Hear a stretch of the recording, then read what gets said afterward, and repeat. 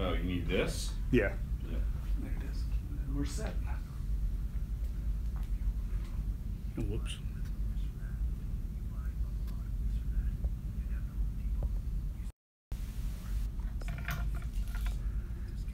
All right, dude. Under the gun, but what's up? Loctite and liquid nails. Under the gun. As This a is pro, nothing. You work hard for your money. You shouldn't have to work hard to save it. Up to 15%. We have like 15 seconds. What are you whining about? Well, the fact I didn't get out until like 1 in the morning, not a fun experience. Huh. Yeah, Right, the here we Pelicans go. game. Here we go. Keyword is minutes away on Sports 1280 New Orleans.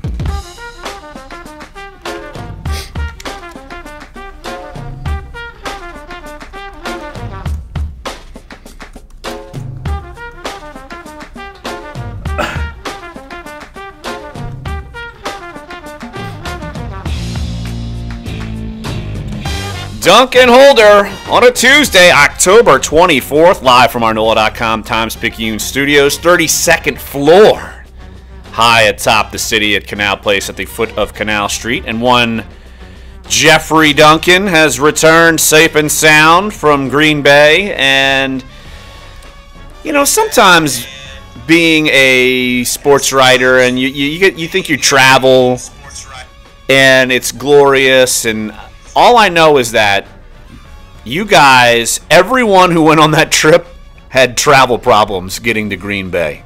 Yeah, there's only like one flight in and out of Green Bay and Appleton. So if you miss it or there's some complication, it's pretty tough. You're there the whole day. I think Josh Katzenstein is still up in Wisconsin. My gosh, what? Yeah, he could not get back. His flight got canceled yesterday, and it wasn't bad weather. But it's coming. Herbie Teope and I drove from Appleton, Wisconsin to Chicago to fly out of O'Hare and get the direct flight last night. And as we were driving south through Wisconsin to Illinois, lots of waterfowl in those V-shaped formations. They were getting out of Dodge. They were following us down the highway. They were getting the hell out of there. But safe and sound. Saints, of course, are back safe and sound. 26-17 win over the Packers. And, Jeff, I will say that many a listener and many a person who reads you and reads me on NOLA.com, the Times-Picayune, wanted to let you know that you were wrong. They just wanted to let you know that you were incorrect in your pick. Oh, that's right. Larry Holder was, of course, correct in his pick. Even though the Saints did not cover the spread, I still picked them to win. And you, my friend, rightfully so. I was wrong. didn't get it. Had a gut instinct on that one, was wrong. But, you know, it's funny. Saints fans will always remind you when you pick against the Saints and you're wrong. But when you pick the Saints and the Saints lose, nobody ever reminds you you're wrong. No, of course not. So they just want you to always pick the Saints no matter what. If the Saints are playing the Super Bowl champs, always pick them to win. No matter what. No matter what. Absolutely. That's what they want. They want just blindly loyal support. Well, they do. Not all of them. We're putting a blanket on probably, as we do sometimes. No, the little trolls that remind you of things. The little trolls. Like the on ones under Twitter. The ones under the bridge. On NOLA.com in our comment section, you mean those little trolls? Yes. Yeah.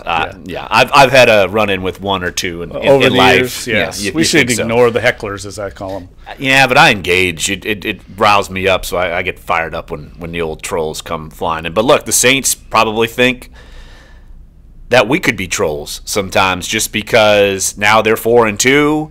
They're on a roll. And I do think that Sean Payton has the right message to the team. And he spoke yesterday in his Monday morning conference call with local media. We'll play some of what he had to say later on in the show. We'll also play what Sheldon Rankins had to say in the conference call yesterday later on in the show as well. But there's plenty enough to still need to be cleaned up. They're not playing perfect football to get to 4-2, but the thing is, when you're a good team, you can overcome some of these things. And Jeff, I said it on Twitter after the game, this is looking like a good team. Right. So I agree with you. You overcome these things. Yeah, you can just see it. They have confidence, and they're believing that they can win these games, and things are falling their way, like I said on the show yesterday. I mean, they get the Packers without Aaron Rodgers. I mean, those are the kind of breaks you need to kind of get through a season, and they're staying healthy for the most part. I know Larry Warford's down now, but the critical mass, the people you have to win, first and foremost being Drew Brees, are staying healthy. Now look how many quarterbacks have gone down around the league. I mean, it's an epidemic. Well, just tons of stud players. Look, last night Jason Peters goes out and they're chanting his name, and even the Redskins are coming up and saying, man, that stinks because he's such a good guy and a perennial Pro Bowler. But Joe Thomas, you look at that, even though he's on in Cleveland. But you having a ton of these names go down, and the Saints have certainly had their fair share of injuries. Look at their offensive line. Now you mentioned Larry Warford, NFL Network reporting that he's going to be out several weeks. Maybe that's the case, maybe not. We could just easily assume he's going to miss at least the next couple of weeks with an abdominal strain. And you can't, if you're an offensive lineman, you certainly have to have your abdomen ready to go, or you're not going to get it done. But look, they're going to have to patchwork it up. They patchworked it up when they started the win streak, and they're just going to have to do it again. And you're going to be going up against a Chicago team that's playing well on defense, particularly a former Saint, Akeem Hicks. You're going to have to keep your eyes squarely on him. But the Saints are getting it done, and I think that's something that, A, we would have never expected after the first two games, and B, we still wouldn't have expected them to completely get it done after those two losses in terms of just the schedule is not going to be easy. And we kept saying it would be great if the Saints went 1-1 through the Lions-Packers stretch. They're 2-0. That's even better. And now you're starting to get confidence and get on a roll. And so, Jeff, I do think, though, that even though they're riding high and playing free and kind of have a little swagger, that they know that things are not completely perfect, and they can't afford to have a slip-up and fall back into maybe some old habits. No, and Chicago's playing really well. They won 2 straight, correct? In terms of Chicago, yes, they're playing really well. Yeah, they've got a good defense. There's no question about that. And they're finally getting some hope at the quarterback position with Mitch Trubisky, and we know they're going to run the ball. So they're going to be one of those classic kind of NFC North opponents. And those kind of teams have actually given the Saints trouble over the years. They remind me a little bit of kind of the philosophy you see in the AFC North with the Ravens and those kind of teams that come in and try and bully the Saints. And you're right, Akeem Hicks is having a big year. He's one of the top sack guys in the league. He's up there, way up there in tackles for loss. So it's another guy they're going to have to account for. But I thought they did a really good job last week against the Packers. 2 really good defensive tackles, Mike Daniels and Kenny Clark, came out of UCLA a few years ago. Those are 2 quality tackles, and the Saints controlled them up front, really kept Brees clean. The offensive line continues to play well despite the injuries, and that right now is the strength of the team, I think. Even with Warford out, they played well. Senio Clemente came in and played a good game. Right. And you're seeing Andres Pete play better. Look, let's be honest. He's always been a question mark on that offensive line, and we've been seeing him play better, feel more comfortable at guard. And look, you got a healthy Teron Armstead, Ryan Ramchick. Like that, at Audubon Aquarium Plaza. Get your ticket at NOLA.com. Presented by Southern Glazers, WGNO, and NOLA. You too. That was like Habitat for driving me Humanity bonkers yesterday. Houses and so much more. A habitat build site is where hanging a door opens a world. All right, 2 minutes. Okay. Where turning a screw turns the page. And where a simple key can unlock a brighter future. You see, Habitat for Humanity builds hop and sight. No alcohol, no drugs, no cell phone. He died from being over the speed limit and... And at the Home Depot, you save even more. Save up to 15% in bulk discounts on select pro-grade products from top brands like... All right, 15 seconds. Okay. And Liquid Nails. As a pro, you work hard for your money. You shouldn't have to work hard to save it. She works hard for her money. Discounts on select pro-grade products. Only at the Home Depot. More we're doing. Constant for call. details.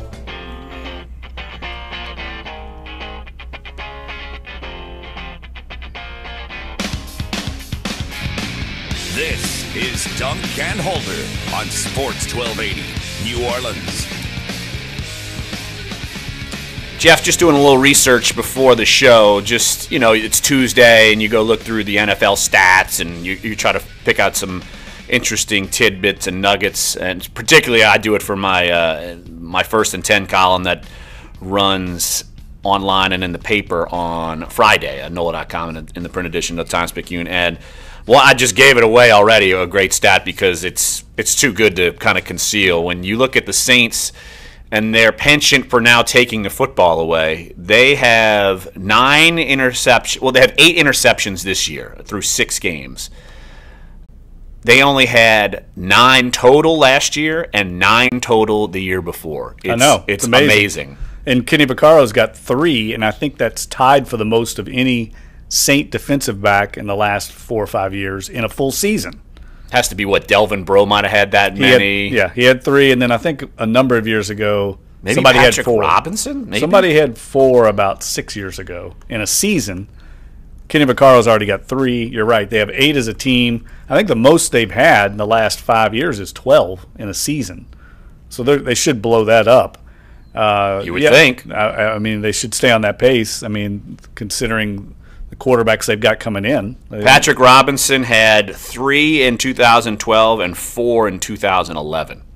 Yeah. Yeah, so that's amazing. And he's actually playing well right now for Philadelphia. He's like one of their best defensive players. Him, Malcolm Jenkins, just driving the little knife. I will say this. Mickey Loomis said something to me a few years ago. It may have been just last year.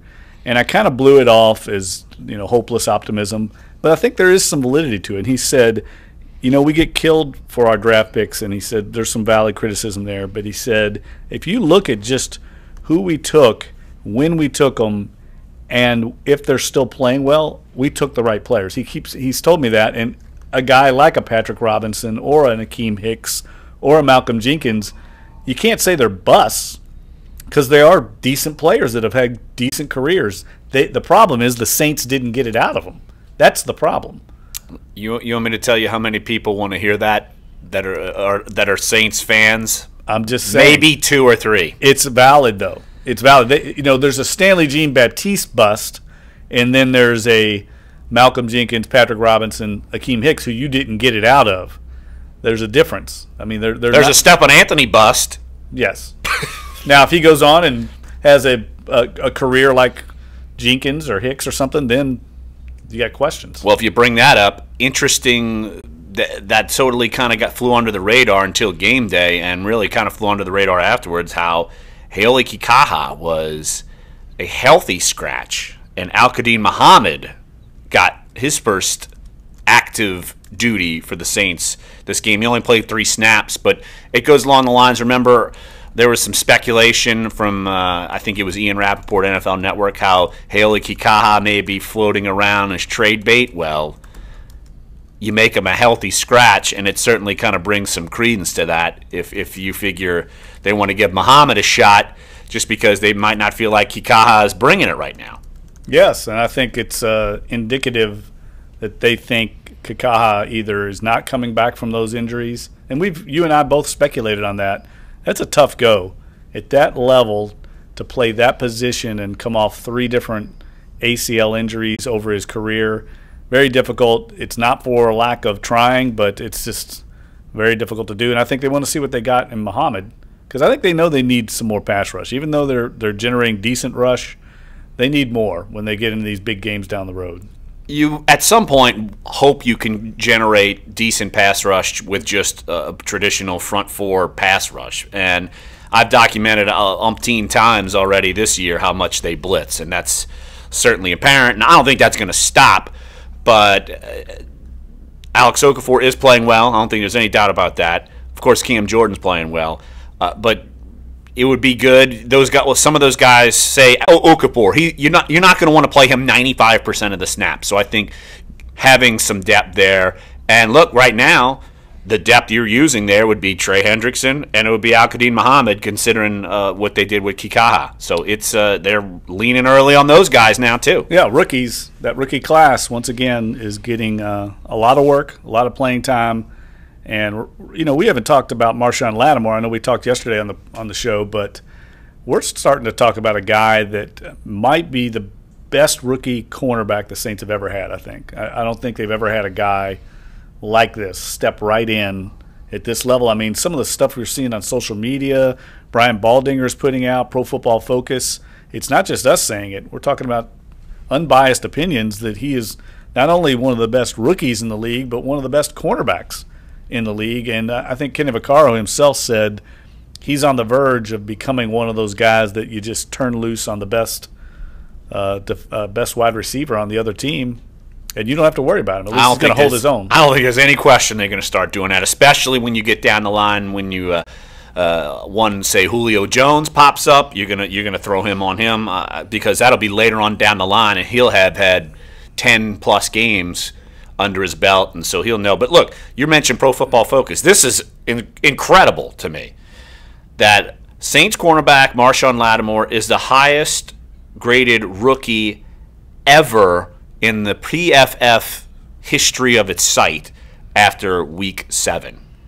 That's pretty good. Incredible. Yeah. That might be okay. Might be okay. Yeah, and like people have their opinions about Pro Football Focus. I like it. I know a lot of people are skeptical about some of their grading, including some NFL coaches. And I can tell you players in the locker room certainly are skeptical, but they're never skeptical when it's a very good grade. No, of course not. Never skeptical. That's how it works. But I think there's enough people on the Marshawn Lattimore train to believe and have validity in the evaluation of him. And you just see it on game days. I mean, he peeled back on that long ball that King Crawley got beat on. I mean, he broke up a potential big gain and potential touchdown, and that was a huge point of the game because the Saints were still trailing, and they had momentum. Green Bay had momentum. And you know what it's like up there. I mean, it was a kind of a foggy, wet day. You get down by 2 scores. All of a sudden, Sean Payton might change the game plan a little bit, but he felt as long as it stayed within 1 score, he could keep that balance on offense. NOLA East. And it worked. 504-260-1280 is the number to get involved. Let's take a phone call, and then we will take a break and have Ron Higgins, our LSU SEC columnist, on in the next segment. DJ in NOLA East. DJ, thanks for calling the show again, bud. Jeff. Look, I know you guys remember after the draft, I talked about the Saints draft being one of the best I think that they had, and particularly with Lattimore falling to him at 11. And I think the guy just proves, every week that, maybe the injury problem is behind him and that, he's a great cover corner, and so far, so good. But look, Larry, I also wanted to mention, you mentioned about the Saints winning, but they also covered. They've covered the last 4 weeks. And what was our spread? I forgot what the spread was. They won by 9, and, the spread was only, I think, 4 or 5. Here's Larry should know because Larry's gets every gambling website in America. Apparently, I do. The good thing though is I don't ever put any money down on it because I would lose. No, I picked the Saints to win by 3, which that means I did not pick them correctly as far as Vegas because they were favored by what 4? You said 4 or 5. Yeah, so I blew it. 4 or 5. Totally blew it. I stink. Yeah, well, you would have still won, so. Exactly. But anyway, I just wanted to bring that out about Lattimore. I think he's going to turn out to be a great draft choice. He's been incredible, absolutely. Hey, DJ, appreciate the phone call, as always. And, Jeff, you're only seeing him get better. It's not like, he's kind of some peaks and valleys. It's consistently among the best. And it's kind of difficult for maybe you and me and fans to believe it because you haven't seen overall consistent play from a cornerback in a long time for the Saints. And you're saying maybe if ever. I can't think of one. Dale Carter was really good 1 or 2 years when he was here, but he was a free agent, a guy they brought in, very troubled off the field, but big-time talent, but not a rookie that came in first-round draft. And it's looking like a good draft overall, not just the Saints class, but this class, we've talked about Fournette, Kareem Hunt. I mean, there's guys, Deshaun Watson. I mean, there's guys making impacts all over the league. Yeah, it's looking strong already, absolutely. So let's take a break right here on the show. Ron Higgins, LSU SEC columnist, coming up next here on Sports 1280, NOLA.com, and the iHeartRadio app. We're Dunc and Holder.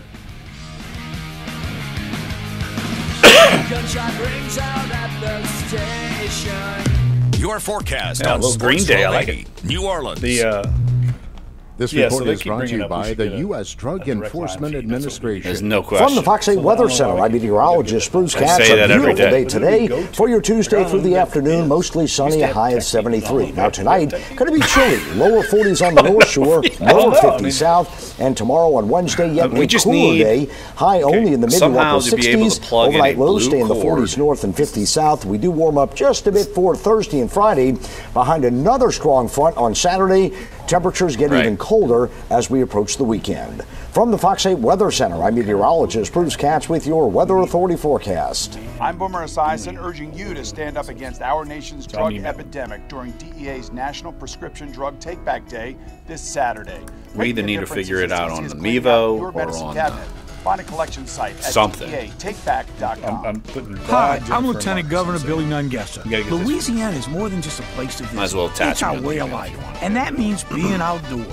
Join the nearly 2 million people who camp, bike, paddle, and hike our state parks all you had to see as was we invite you to Adrian Peterson got traded. Every corner of Louisiana has something to offer. From the world-class fishing at Toledo Bend to paddling at Fountainwood to exploring the ancient mounds at Poverty Point World Heritage Site. So fill up your car and staycation right here in our home, Louisiana. The Eagles sit atop the NFL. All right, we got Ron in a minute and a half. Down the Redskins 34-24 in Monday Night Football at home. Eagles quarterback Carson Wentz with 4 touchdown passes. That depth that we have and that ability to just spread the ball around makes us tough to defend. Washington falls to 3-3. The Fall Classic is here. Dodgers and Astros with Game 1 of the World Series tonight in Los Angeles. It's a battle of ace southpaws on the mound. LA's Clayton Kershaw opposing Houston's Dallas Keuchel. The Mets have found their new manager in their quest for October baseball. Mickey Callaway has been hired to replace Terry Collins in the dugout. I'm so honored and flattered that I get this opportunity. Callaway served as the Indians fighting Harold coach Kaufman the last 5 seasons. NBA game season Monday night, 117-115 over the Kings under a cloud of dysfunction in Phoenix. Star point guard Eric Bledsoe sent home from the team. It's expected he'll be traded. That's sports. Jake Corwin, NBC News Radio. Duralast batteries are proven tough in the most extreme conditions. They're tested to start in 140-degree heat or temperatures of 40 below. Yep, they're that tough. So if they can do that, they can definitely perform for your nephew's soccer game. Work through a scattered thunderstorm or be dependable on Sunday afternoon trips to the grocery store. Because no matter what the weather's like, it's nice to know that you've got a proven tough Duralast battery under the hood. Duralast. All right, here we go. Only at AutoZone. Let's get you what you need. Get in the zone, AutoZone. New Orleans sports talk about your favorite teams. Sports 1280. Welcome back, Dunc and Holder. Jeff Dunc and Larry Holder from our NOLA.com Times-Picayune studios, high atop the city, Canal Place, 32nd floor, foot of Canal Street. You know where we are right now. And joining us right here on the show, our colleague Ron Higgins, LSU SEC columnist for NOLA.com and the Times-Picayune. And Ron, it seems like LSU has figured some things out. When Darius Geis can play, they hand him the football, and he runs all over the place. It's a crazy formula. I know we've never seen it before, but hey, it's working again, right? Yeah, and they give it to him in different ways, which is good. I mean, they run the jet sweep with him, and that's pretty deceiving for a lot of teams. They don't expect him to do that because he's not in motion. When he does, he just turns and gets the handoff and takes off. It's nice to have him almost healthy again. It's nice to have Arden Key almost healthy again. He basically had lost all his weight. And having those two guys back at almost 100% means a world of difference to this team. Geis isn't 100% yet because he's 100%. Those long runs, he would have put people away. And he said, he goes, I'm just not quite there yet. Almost there, but not quite there. But he looked a lot like the Darius guys we knew from last year.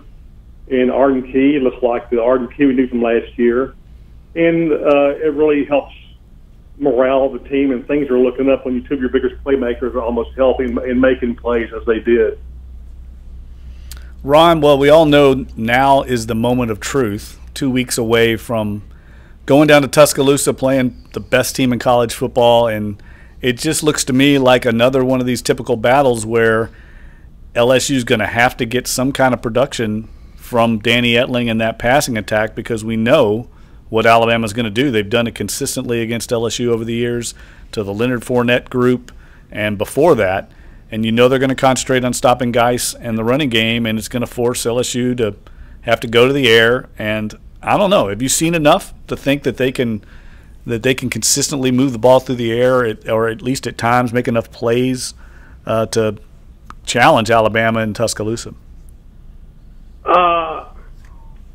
I think they'll put some points on the board, absolutely. But I just think Alabama has been so good. Alabama this year has trailed in games like 2 minutes and 30-something seconds. You know, and then they come out and they hop all over you, and they just push you in the ground bit by bit. I mean, I think the opening line is 24. Wow. That's got to be that's unbelievable. It like just made my eyes pop open. That's got to be the most in the history of the series. I can't imagine it being much more than that. Yeah, I think they've had some games like 38-14 or 38-13 or something like that. So it's possible. I just think what LSU needs to do is kind of what they did last week, but they're not going to do it as often. If they got points out of possessions that stalled. And that's one of the things that really helped them last week. Possessions that stalled, they got four field goals. And if they could just get points out of that, because you remember last year, LSU, they picked off a pass. It may have been Jamal Adams picked up a pass, and they had prime scoring position maybe in the first half. And the drive stalled, and they missed a field goal. Yep. Well, against Alabama, you can't miss any opportunities. If you got a field goal to kick, or at least a shot at it, you need to convert them. And I think that's what Connor Colt finally has done for LSU is made kicks. He's made like eight in a row now, 7 or 8 in a row, and that helps. Will the new offense throw Alabama off a little bit? I don't know, maybe a little bit. I just know this: they don't want Alabama just to sit there and know what's coming. And Etling's going to have to. He will have to throw the ball some. And the problem is Alabama kind of knows what LSU likes to do, throwing the ball. LSU never has anything intermediate routes. Everything's like a little swing pass or a deep shot or an out route, but nothing really ever over the middle that much. And they're not going to. LSU's not going to change that because Etling's not comfortable with that. They're going to do what he can do. So we'll see. At least they're going in with a different plan of attack on offense. And I'd be remiss not to mention how great Darrell Williams was last week.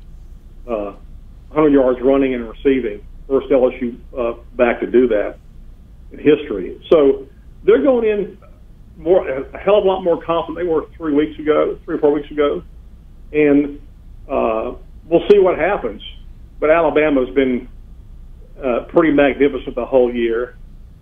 And they're not going to underestimate LSU. They never do. They know one of their tougher games of the year every year is LSU. We'll see. It'll be fun. Ron Higgins, LSU SEC columnist for NOLA.com and the Times-Picayune, joining us right here on Dunc and Holder. Ron, you mentioned Darrell Williams. If Darius Geis doesn't have a historical game, Darrell Williams would be receiving all kinds of pub because, like you said, he's the first player in LSU history to have 100 yards rushing and receiving. How much do you think having a second option outside of just say, okay, whenever Geis is in there, they know what they're going to be doing. Whenever Darrell Williams, they know what they're going to be doing. How much does it help when going up against Alabama that they've got a couple of guys that maybe they feel like they can be a little bit diverse with? It helps immensely. Especially because Darrell catches the ball so well. And of course now there's actual pass plays for running backs. Les never even thought about that. Les's pass play to a quarterback was a quarterback to a running back was a pitch out, and that was Les's idea of a pass play to a running back. The fact they do use Williams this way, let me tell you, Darrell Williams, he's been good ever since he's been at LSU. Every year, and he'll be drafted. And I think he can make a roster and contribute because he he is kind of like an NFL prototype who can really catch the ball out of the backfield and run. He gets tough yardage. And, I mean, he came in with Fournette, and you kind of get covered up when that happens. You know, I mean, he was Fournette's backup, and then he was, Geis's backup.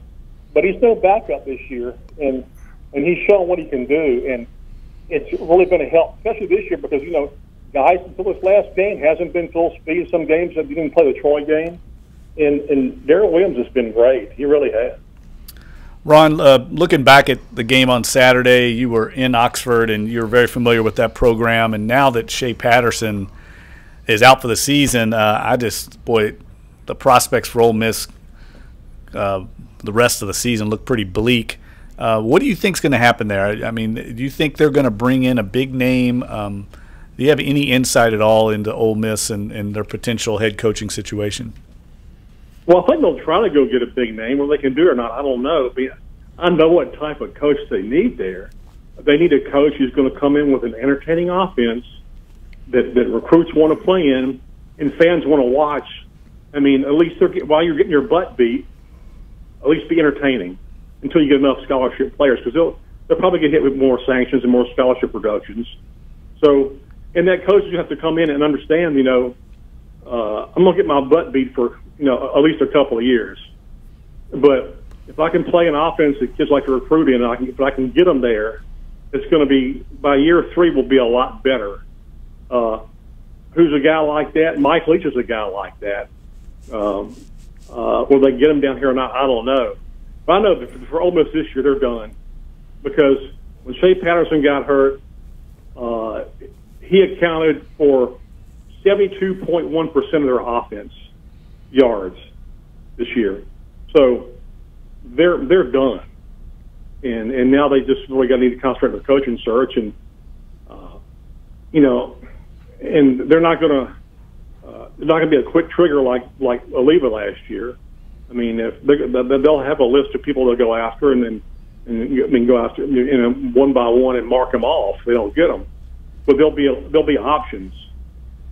And Luke has been interviewed for the job, but he's not there, nowhere close to the leading guy they want. He's a lot like Ed. I mean, loves the school. Luke played at Ole Miss. His brother played at Ole Miss. His dad was a defensive back at Ole Miss, and so he loves that school. And they could probably get him cheap, if they have to fall back on that. But they really need to find somebody to come in with an offense that'll attract recruits who want to come there despite probation. Hey, Ron, can Georgia topple Alabama if they meet in the SEC title game? They could. They could. They certainly could give them a really good game. And, Alabama's gone there last couple of years against Florida, and then Florida was the winner of a really, really bad division and wasn't that impressive doing it. Georgia could give them a game. Absolutely. I mean, it's pretty amazing that Georgia, the last couple of years, the last 18 to 20 games, Georgia started a true freshman quarterback. I mean, it's pretty – and the guy that started last year is not even playing right now. I mean, he got healthy, and he's not good enough to get the job back from another true freshman. Yeah, they can give them a game. It can be a really game. I think Alabama will appreciate that. I think Alabama's tired of going to that game and kind of not saying having trouble getting motivated, but kind of knowing, we can play kind of, decent and win this game. We don't have to play great. You're going to have to play pretty damn good to beat Georgia in that game. Ron, we were talking about Ole Miss situation. Looks like Tennessee pretty much almost assuredly is going to have a coaching change and maybe also a change at Arkansas. This could be another one of those situations where almost every coach or every program in the SEC over the last 2 or 3 years has changed coaches except for Nick Saban in Alabama. Is this just fallout from trying to keep up with the Crimson Tide, or is it just these programs kind of hitting on the wrong person? I think a little bit of both. I mean, since Nick came in, since he's been at Alabama in 2007, there's been 23 coaching changes in the league. 8 schools have had multiple coaches changes, or six to 8, but there's 23 changes, and that's a lot of changes.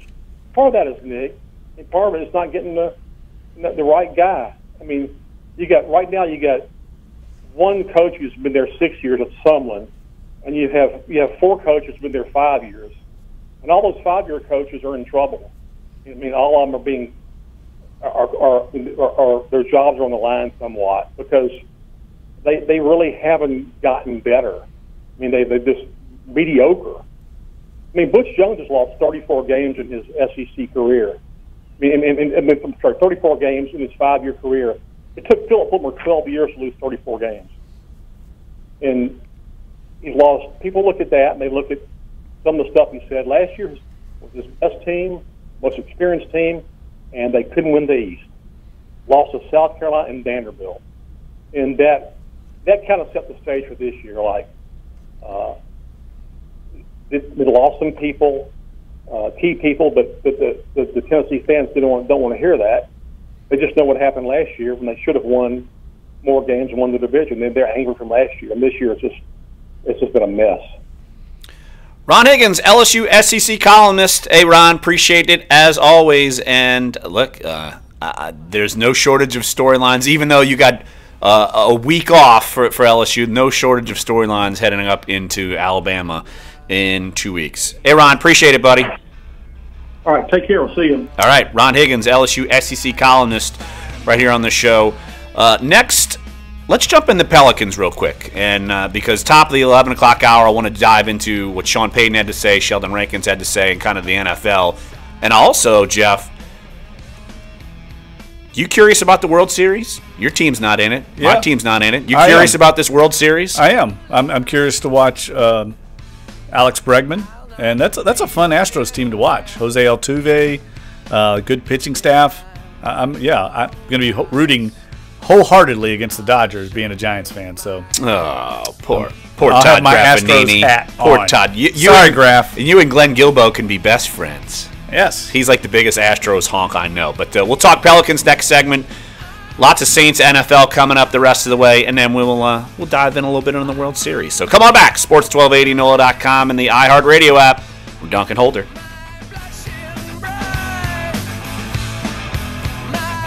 Yeah, they got Will Harris, too. And then he's on the 40-man. He's not on the app. Rob Segedin, who played at 2-man. The excitement. Yeah. Floats it up. Good!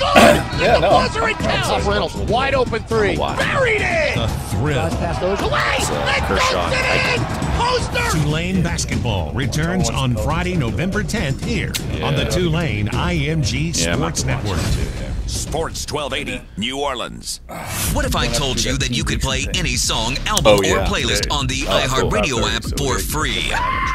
It's not a trick. It's our Halloween treat. This Friday, Saturday, and Sunday, it's the iHeartRadio All Access Free Preview Weekend. Our library of millions of songs is yours for free all weekend. Even download songs to listen offline. Experience all the iHeartRadio app can do this Friday through Sunday. The iHeartRadio All Access Free Preview Weekend. iHeartRadio. Yeah, and I'm gonna do a Tesla takes the checkered flag among car makers that offer autonomous safety features. Vehicle resource company Edmunds says Tesla was tops because of their adaptive cruise control, automatic parking, blind spot detection, and lane departure warning. Tesla scored higher because the features are standard rather than optional.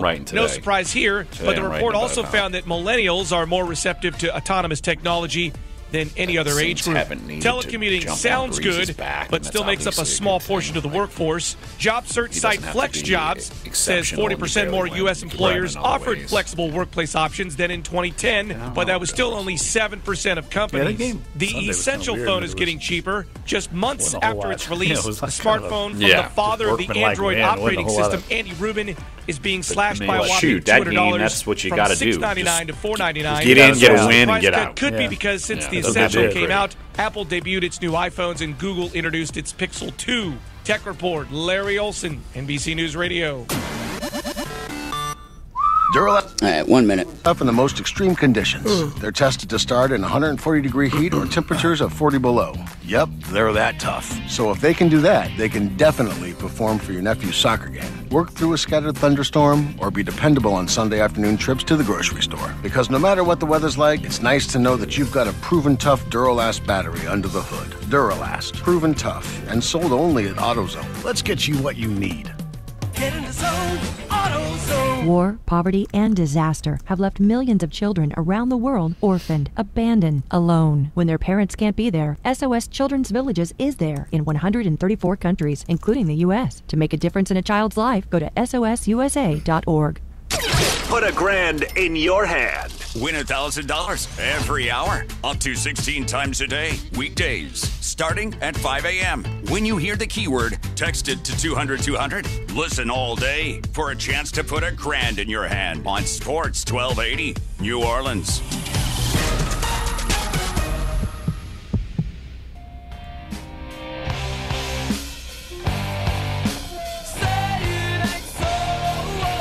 This is Dunc and Holder on Sports 1280, New Orleans. Pelicans on the road tonight. Game 4 of 82.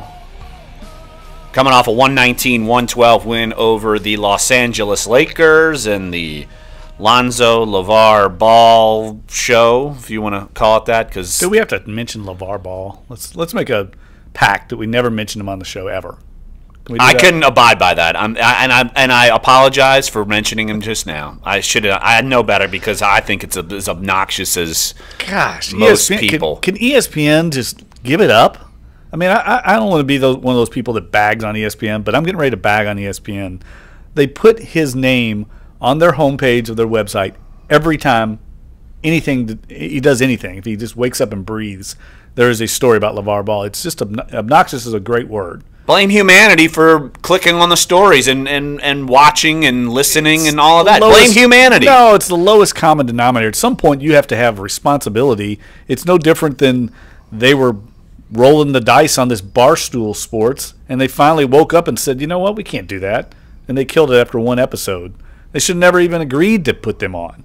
And so, again, it's appealing to the lowest common denominator, and it's insulting to their viewers, and there's got to be at some point a responsibility as a network to do the right thing and be the gatekeeper and quit giving this guy a platform who's just a complete idiot. Crotchety old man Jeff Duncan segment sponsored by Metamucil. Oh, gosh, LeVar Ball is an idiot. Of course he's an idiot. Yes. He's a clown. His son is a unbelievably gifted basketball player who I love watching play. I love that he has come into the league now, along with Ben Simmons, who, by the way, had a monster game last night. Triple-double, right? Yes, monster game. Two guys that get it. They know how to play the game. They share the ball. They remind me a lot of like Magic Johnson.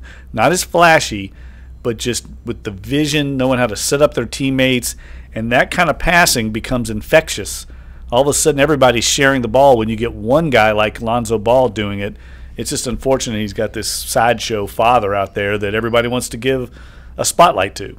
Well, 13 assists against the Pelicans was the non-sideshow Lonzo Ball. But, look, the Pelicans nearly gave up a 22-point lead. Actually, they did give it up and had to scratch and claw to get the lead back. And at least, though, in that game, you saw some life from Etuan Moore. They got no production, like zero, against the Warriors. He scored no points. This past game, he scored 19.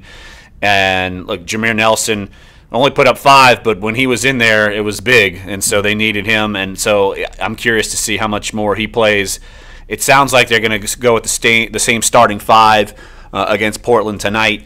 You'll have Cunningham at the 3, of course, Boogie and Anthony Davis, and then Drew Holiday. He had 14 points, 6 of 11 against the Lakers, so it's not like he played awful against the Lakers, but he is going to have the spotlight on him constantly because of his contract. And that's not going to go away, and they're going to – people, you, me, are going to criticize when he doesn't play up to max contract capabilities because it makes it look like you made the wrong move. Well, they were kind of stuck. I get that. Totally defending them, but they were just stuck. There was nothing they could do. They had to give him a max contract, or he was going to leave and go somewhere else.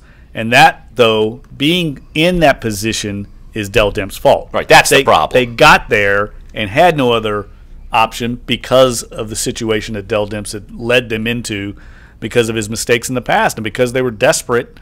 They're all in on Boogie Cousins. It was Boogie or bust a year ago when they made this trade. They brought in Chris Finch. They're running the offense through him. Early on, I'm skeptical. I realize it's a new system, but the guy's leading the league in turnovers, the entire league. Why is your power forward, and everybody wants to talk about his assists. Yes, he does. He is a good passing big man, but running the offense through a guy that's leading the league in turnovers, I question, and I don't know where the direction is that this is going to go, but I'm keeping an open mind, but I'm very skeptical. You have a right to be skeptical. It's not like they've done anything to change your mind, really. I don't get it. I don't know, and I think it's throwing off a lot of other people's games right now as they're trying to adjust. And I think fans feel the same way I am, and it's just there's constantly some kind of excuse. Oh, we're a work in progress. It's all you hear. Now they got a new assistant coach running a new offense, so it's a work in progress. Last year they were adjusting to Cousins coming in. It's a work in progress. Before that, it was these new guys, Solo Hill and Etwan Moore. It's always something. Well, I think that's why everyone knows it's a crossroad year. And look, Portland's 2-1. Should be an interesting game. 9 o'clock tip. You can listen to it on our sister station, 99.5 WRNO. So come on back. Hour number 2 is on the way. We'll talk heavy Saints. Hear from Sean Payton. We will hear from Sheldon Rankins, and we'll go through the landscape of the NFL. So come on back. Sports 1280 NOLA.com and the iHeartRadio app. We're Duncan Holder.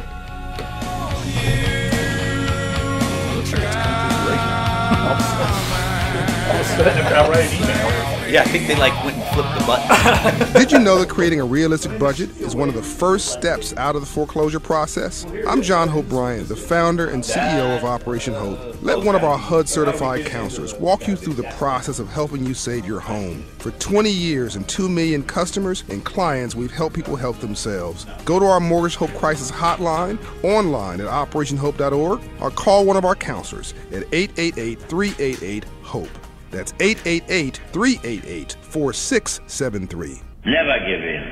Never give in. Never, never, never. In nothing, great or small, large or petty, never give in except to convictions of honor and good sense. Winston Churchill's immortal words stirred an entire country in the face of certain defeat. Today, these words give each of us the courage to reach for our own victories. Never give in. Never give in. Never, never, never. Commitment.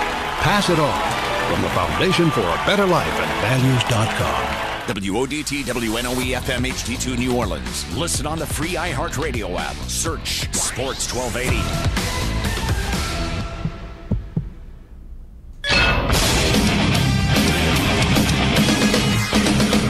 Fox Sports trending now. Tonight, the World Series gets started with the Houston Astros in Los Angeles to take on the Dodgers in a matchup of lefties. Houston will go with Dallas Keuchel against LA's Clayton Kershaw.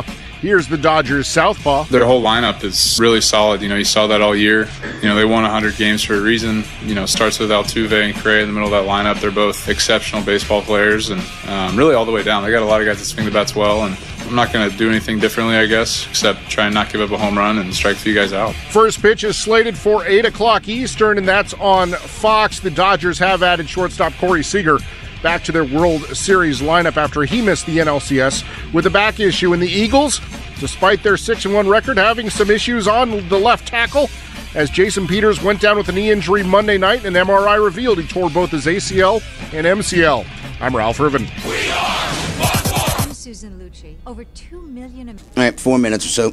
Heartbeat called atrial fibrillation, or AFib, a condition where a blood clot can travel from the heart to the brain, causing stroke. Visit facingafib.com and get serious about stroke today. Throwing a wet blanket on good news for Social Security recipients. A couple of weeks ago, the Social Security Administration announced a 2% increase for 2018, or an average of $27 a month, the biggest increase based on inflation in years. But your Medicare premium that comes out of your Social Security check is going up an average of $25, so your effective raise about $2 a month. A new report shows America's poorest people are paying the most when it comes to bank fees, if they have an account, that is. Amanda Dixon's with Bankrate.com, whose just released survey with Money.com also found nearly 40% of those who make under 30 grand a year don't even have a checking account. And when they do, they pay extra. Lower income individuals, they're paying more than 3 times as much as others in other income groups. On average, about $22 extra a month because of ATM and overdraft fees. She says that's why Bankrate and Money set out to identify banks and credit unions that may be more affordable for low-income Americans. And as Dixon tells NBC's Chris Clackham, several banks do offer free checking accounts that could work for low-income Americans. So shop around, no matter your income. 55 years after opening its first store in Minnesota, Target will finally be in all 50 states. The last holdout, Vermont, is allowing what Target calls a small format store near the University of Vermont next year. It's considered a really big deal in Vermont because regional commissioners have full authority under state law to deny any project they deem too ugly or officially have an adverse impact on aesthetics. But somehow, Walmart, Kmart, and Home Depots have managed to pass muster in Vermont. And Google is making it easier to pay on Android devices with a new Pay with Google feature. You just choose the preferred card you already gave Google when you set up Google Play, YouTube, Chrome, or Android Pay. Consumer and Business News. Joe McConnell, NBC News Radio. Every day. YouTube download and play every day. At this point, I kind of want to smash the TV. But instead, I went to iPlay.com and downloaded the app and play new and classic games on my computer for free. No sign-up and no credit card required. Nothing like a good mystery to take me away. But I don't have time for a movie or a novel. So instead, I'm into the latest iPlay games in the Mystery Case Files Adventure series. And when I need a classic, Agatha Christie murder mystery games hit the spot. I get my mystery fix and come away thinking more clearly. No Wi-Fi, no problem. I watched him last year. He looked okay. I can play my but I games guess offline and tune out. I'm so glad I went to iPlay.com and downloaded the app. It's my daily sanity restoration. I play every day. Remember, he was like a Favre backup. Yeah, I do remember. Tesla takes the checkered flag among car makers that offer autonomous autonomous safety features. Vehicle resource company Edmunds says Tesla was tops because of their adaptive cruise control, automatic parking, blind spot detection, and lane departure warning. Tesla's scored higher because the features are standard rather than optional. No surprise here, but the report also found that millennials are more receptive to autonomous technology than any other age group. That is perfect. He's working so many good, that's a perfect. but still makes up 45 seconds. Okay. Job search site FlexJobs says 40% more U.S. employers offered flexible workplace options than in 2010, but that was still only 7% of companies. All right, we're going to go through some of this patent stuff just here. Months after from the So father cheery. He's always skeptical. Is being slashed by a whopping Something always comes up. It's shocking. Of the price cut could be. It's as if you have a short attention span or something. iPhones and Derry's not here, so we're no, right. We're on target. Yeah. So Derry did okay. Yeah, Derry did. Yeah, he did probably good. his best. Probably his best in your yesterday. Yeah, He's getting better. The next keyword is minutes away on Sports 1280. Probably listening on YouTube right now as we're talking about him. Hi, Derry. 929 Howard, man, bring it on.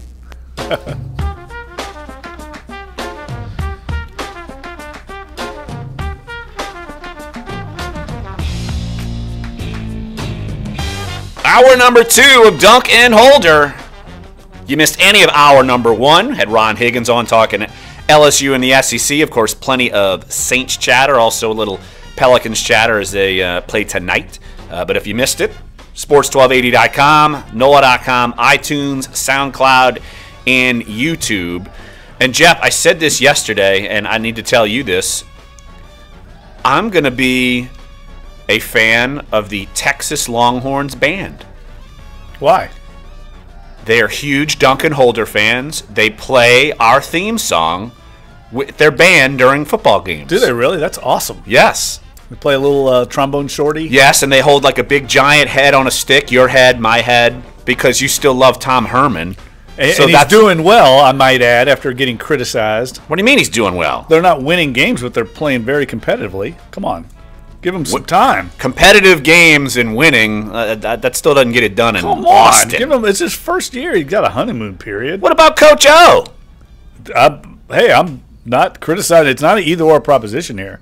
But Tom Herman's a good coach, and LSU would have been well served to get Tom Herman in there. I'll tell you a guy that be on the lookout for, a little insider tip for you. Oh, I love insider tips.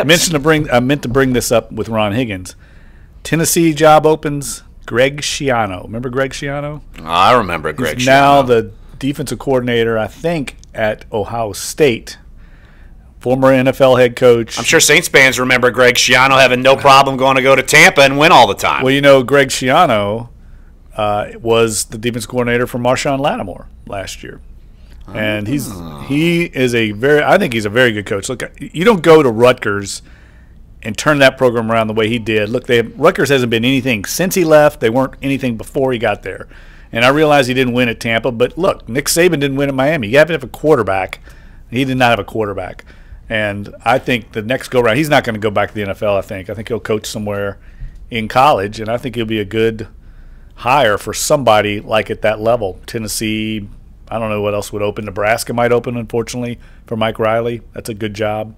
A lot of jobs can be open. Well, yeah, look, even Arkansas, I mean, Yep. you could say maybe Greg Schiano going there. I don't know.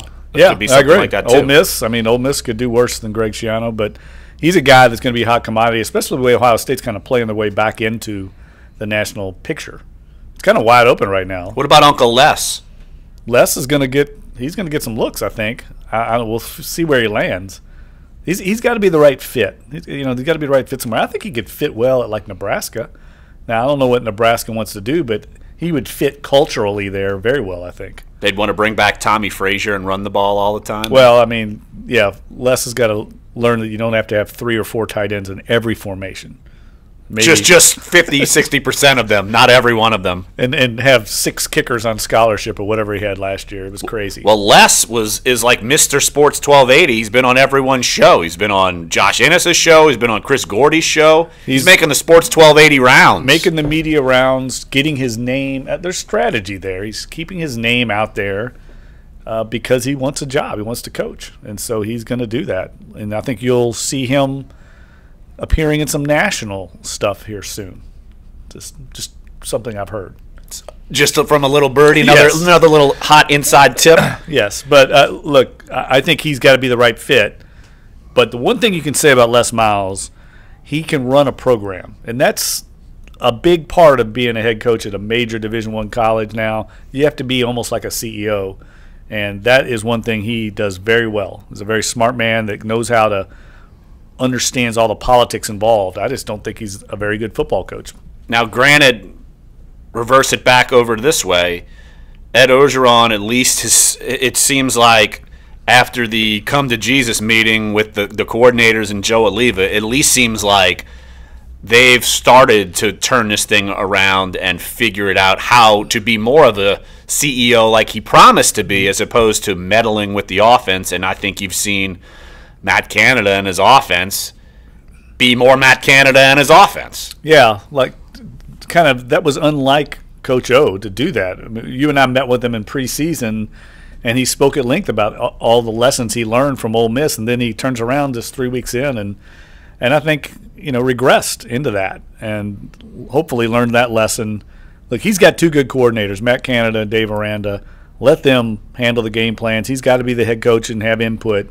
But that's what he hired them to do, and they're very well respected. And I think right now LSU's kind of, as Ron said, finding their groove. And, whether they're good enough to be at Alabama, I don't think they are, but I think they'll play well and be competitive. All I know is you at least want to get your wide receivers in the mix.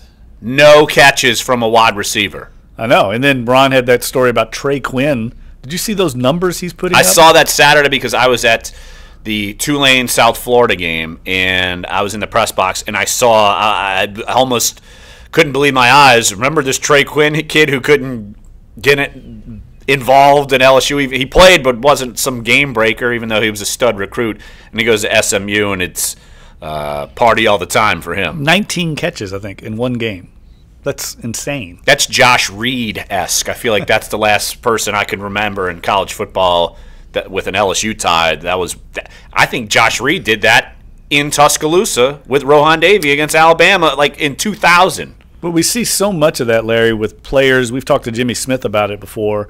Players picking the wrong school right out of high school. I know there's a lot of like kids that grow up dreaming of playing for the Tigers in Baton Rouge and want that experience, but then they realize quickly it's not the right fit. I need to go somewhere that suits my skill set, and that's what he's done at SMU. They're having a good year, and he's having a tremendous year, and we saw the same thing with the quarterback, Lindsey Scott.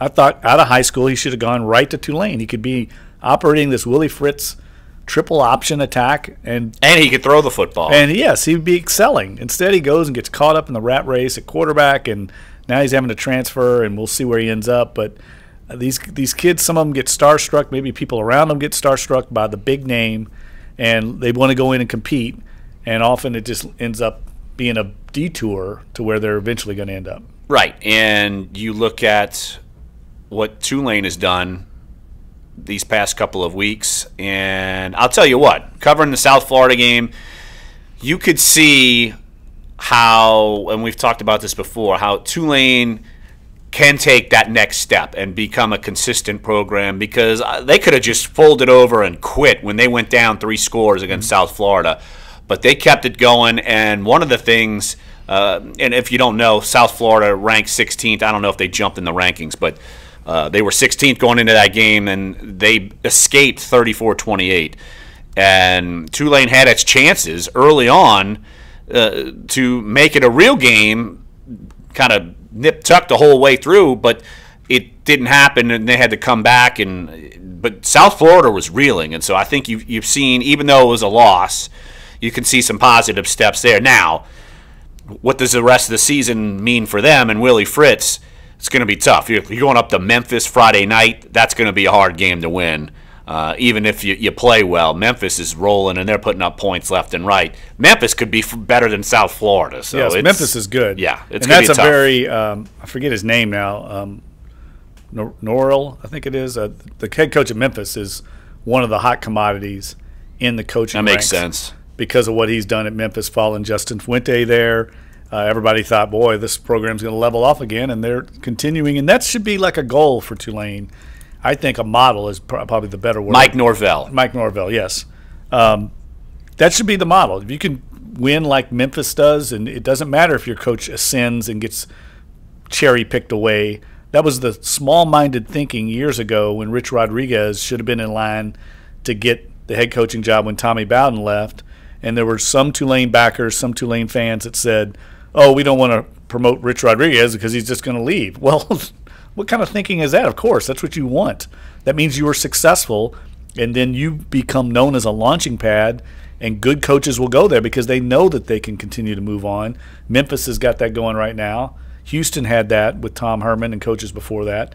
It's really short-sighted to not give it to the best candidate because you don't want him to leave. Make it a pipeline a la what the Saints assistant coaching staff used to be. How many people use that as a pipeline to get jobs? Doug Marrone used it to get a head coaching job at Syracuse. We saw Curtis Johnson to get the head coaching job at Tulane. Dennis Allen used it to propel himself. And now, you know, it's you have Dennis Allen who's back here, and I don't know if he's going to get a head coaching job anytime soon, but he's certainly starting to look a little better than maybe when they first hired him back. This thing's starting to get rolling again for the Saints, and so that's my sneaky tease into what we're going to talk about next segment, because I lied to Dave, our producer. I told him we would get to Sean Payton sound. Of course, he mocked me and said I would not do it and something would come up, and yeah, that segment, something came up. I don't know. The conversation just... Surprise. Exactly, Dave. But I always come through by the end and smash it all in. So how about... That's true. Next segment, let's talk about the Saints. Sean Payton talks about Dennis Allen, talks about being in first place. How much significance does that have at this point in the season? So we'll hear all of that coming up next here. Sports 1280. NOLA.com and the iHeart Radio app. Jeff Duncan's here. Dave's back in the studio. I'm here. We're all Duncan Holder. He's right up my alley with all these tunes. Cranberries, baby. Yes. One of my favorites. One of my favorite bands ever. One of my great memories of all time was at the Beijing Olympics, being in a bar. And you went on another panty raid. No, we were in a bar, and they were singing Western music. It was all American music, and they were playing. Of course, this is Irish, obviously, but they were playing. We were all doing shots of Jägermeister. Pete Thamel was there, Greg Bishop, and this song came on. Hooligans. Everybody was going crazy because it's just such kind of a powerful song. Yeah. And that's the night I lost my cell phone. The night you lost. Oh, in Beijing. In Beijing. How you get a new one there? I don't know if it didn't work out too well. It's hard to do. It didn't work out until I got back. So he lost contact with all of humanity over like bosses. Well, the worst part was going back the next day without any ability to communicate and trying to talk to the bar owners about my cell phone and the lost and found, and there was just a total breakdown in communication. I'm stunned. In China, total loss of communication. Who knows where that phone ended up? Damon and George Clooney. Yeah, that was not a good feeling the next morning. Going, wait, where's my cell phone? Gone. You know, we've all been there. Like, feel like crap. Having to get on like a bus or something to get down there. I can't remember even how I got there. It was brutal. Linkin Park going to share their first performance since frontman Chester Bennington's death. The Linkin Park and Friends Celebrate Life in honor of Chester Bennington's show sold out and will be streamed free on Linkin Park's YouTube channel. The Hollywood Bowl gig includes members of Blink-182. Yeah, I didn't really name today. I mean, on my page, I call it Alternative Tuesdays. I like it. That's what under my music list. Yeah, it's all alternative stuff. Alternative Tuesdays. I saw a little Green Day. I heard a little Green Day in there. I like that. Yeah. Well, shoot, back in the day when I was running with Rod Ryan, I was like the club DJ for him, so I would always go out there and play 106.1 or 106.7 The End style music. Yeah. That's good stuff. Those were good times, man. Alternative Tuesdays at Mustang's White Horse Saloon. Friday, when you're at Where is that at? Large 3-topping pizza. It was in Kenna, brah, but it's gone now. Oh, yeah. Mustang Sally's. Mustang Sally's, that too, yeah. Yeah. All right, 10 seconds. 3-topping carryout deal to all day, every day. And so you danced and ate Domino's. Carryout only. You must ask for this limited time offer. Prices, participation, and charges may vary.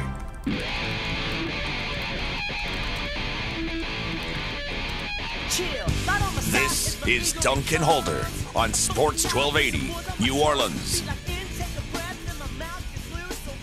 Sean Payton trying to deflect that the Saints are in first place, even though it's amazing because we haven't heard that in how long? Since 2013, since the Saints have been in first place. But trying to deflect that from his team, even though they're 4-2 right now in the playoff race. I know it's silly to talk about the playoff race right now, but hey, when they're in first place, you might as well bring it in a little bit of the conversation. 4-2, they would be the 4th seed in the NFC right now. But yeah, obviously a long way to go. But the fact that we're even talking about positive records and first place just shows you how far this team has come, even within the last 4 weeks.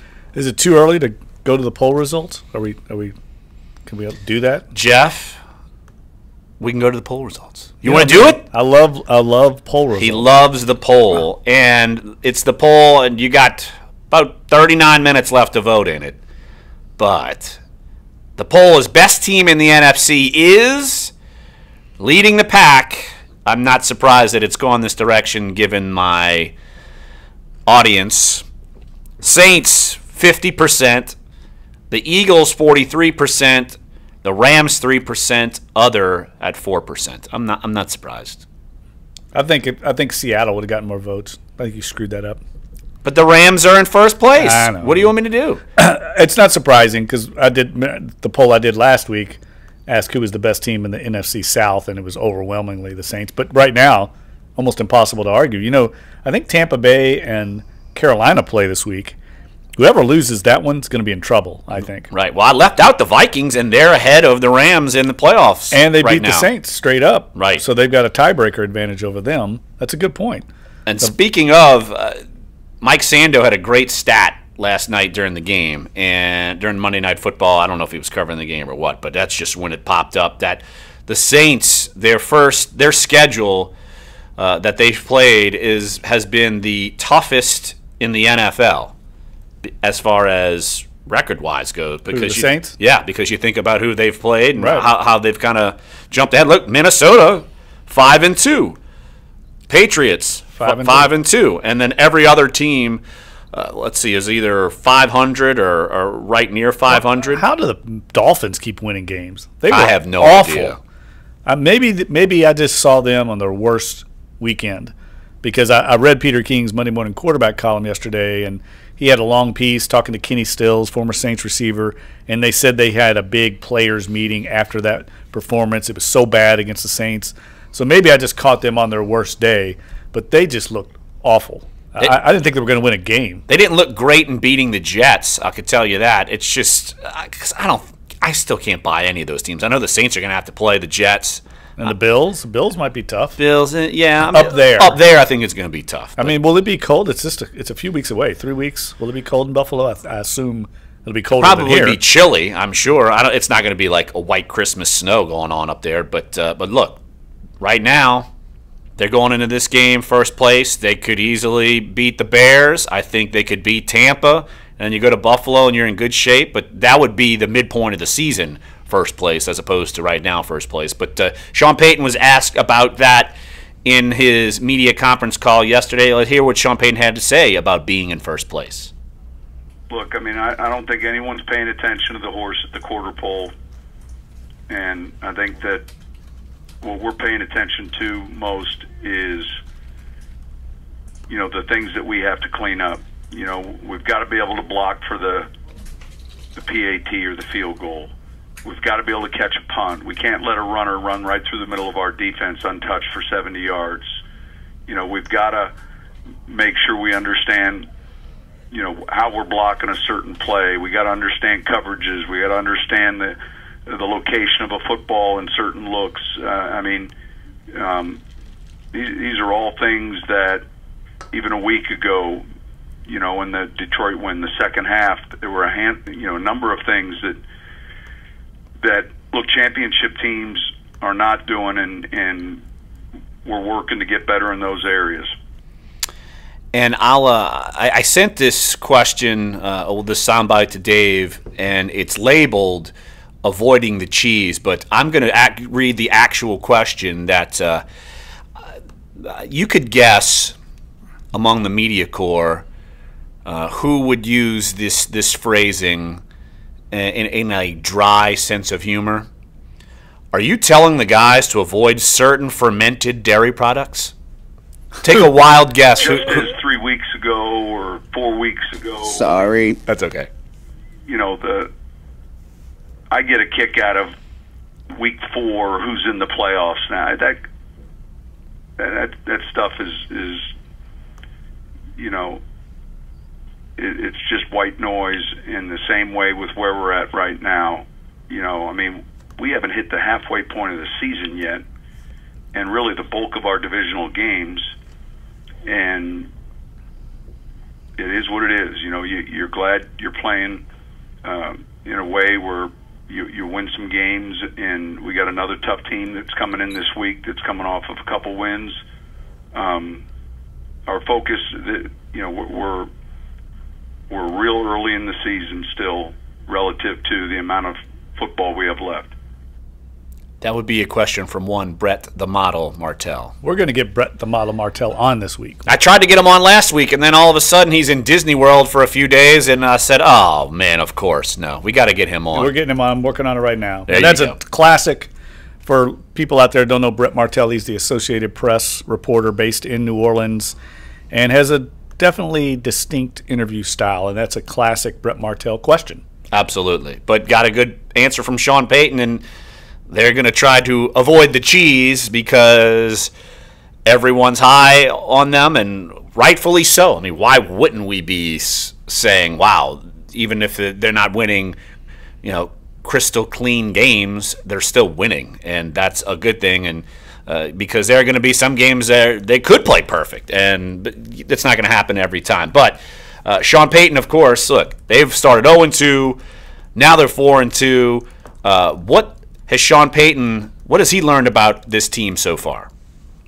Well, look, I think the games have been different, and yet, I feel like in some of the games, the way we played in the second half, be it at Miami yesterday, helped us secure a win. I think our numbers on third down have been better yesterday.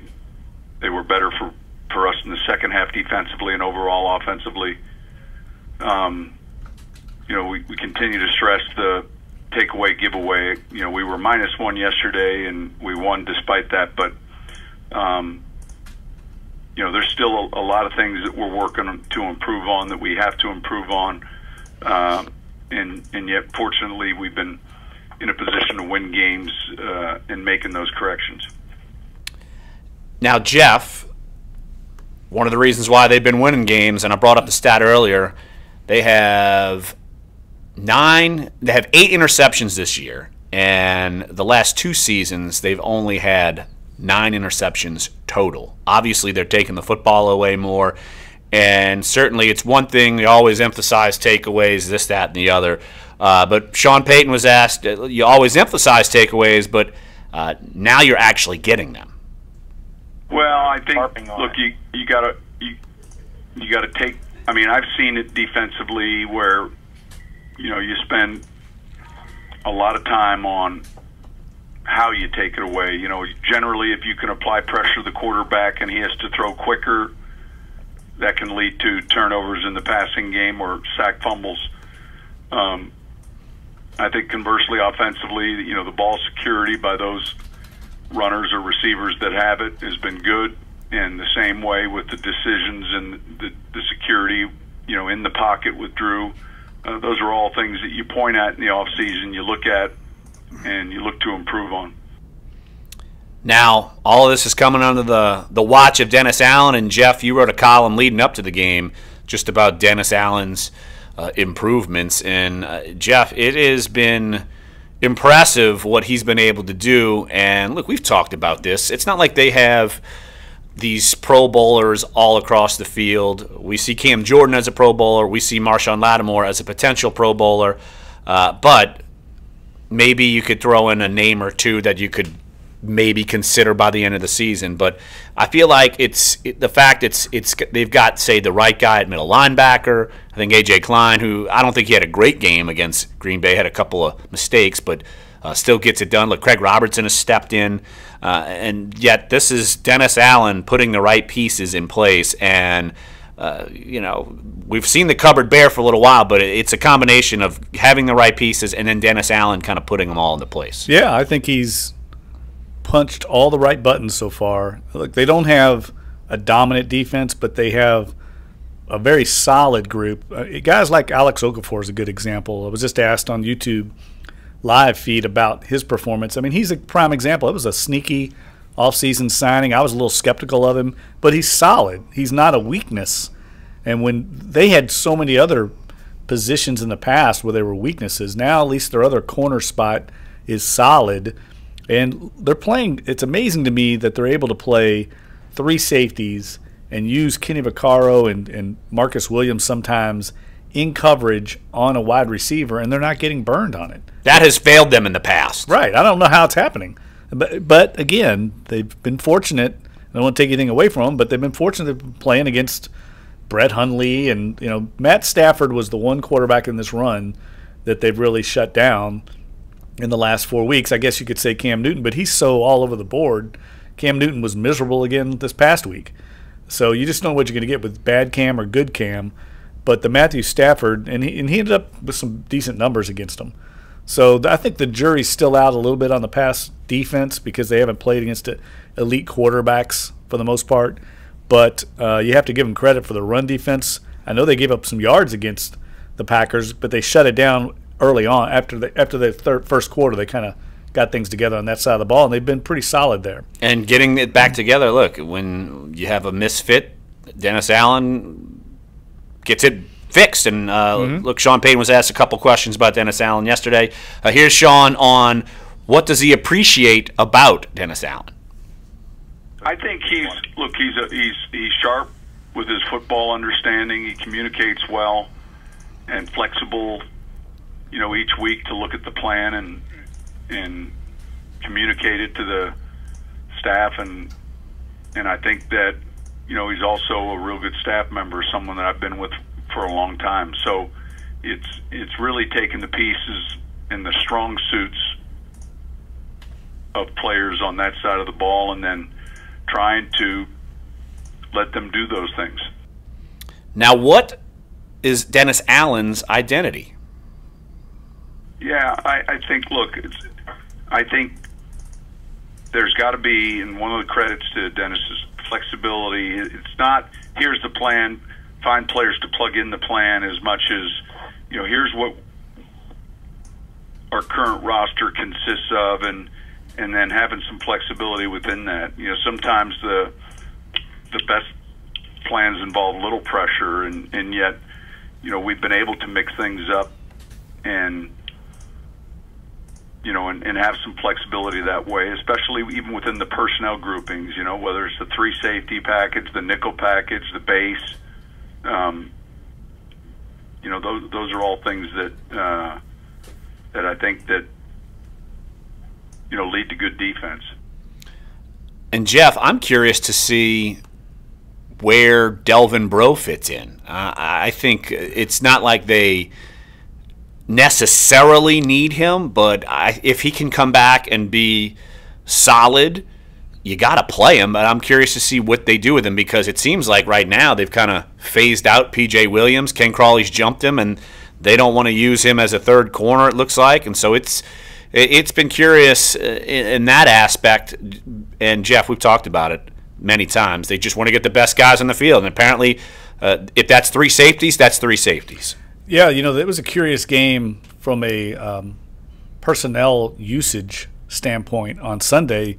They kind of went with the same 7 or 8 guys. There wasn't a whole lot of rotating in or out. They had, I think, 7 guys play like 90-something% of the snaps.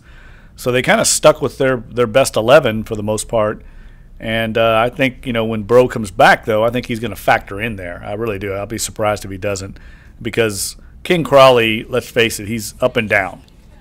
8 players played at least 82% of the snaps. 7 players played at least 95% of the snaps. Yeah. So, yeah, that's – and P.J. Williams, I don't even see him on here. Just playing special teams. He played 4 special team snaps. That's it.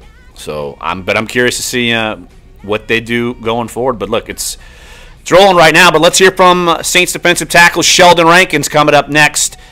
Just his thoughts on being in first place, on how they fixed that run defense after the big run from Aaron Jones, and also what has changed from the first 2 games to these last 4 games. Interesting answer from an always learned Sheldon Rankins. So we'll hear those coming up next here, Sports 1280, NOLA.com, and the iHeartRadio app. Dunc and Holder.